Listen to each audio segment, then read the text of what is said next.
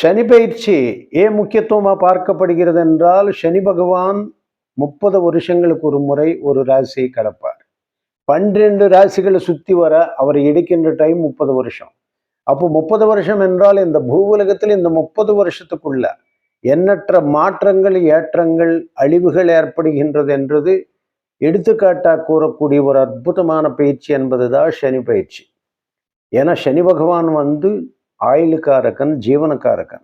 ஒரு மனிதன் வாழ்றதுக்கு உண்டாகின வழி, அவர் முன்ஜென்மத்தில் செய்த கர்ம வினைகளுக்கு ஏற்ற பலாபலன்களை தருவதில் சனி பகவான் நீதி தேவனாக வழங்குகிறார். அதனால்தான் நீதி தேவனாக இருக்கிறதுனால அந்த கர்மத்துக்கு ஏற்ற கர்மக்காரகனாகி சனி பகவான் தருகின்ற பலம் என்பதுதான் சனி பயிற்சி என்பது. ஆக இந்த சனி பயிற்சி மூலமா 12 ராசிகளுக்கு என்னென்ன நடக்கும் என்றது அவங்க ஜாதகத்துல சனி இருக்கின்ற இடம் பொறுத்து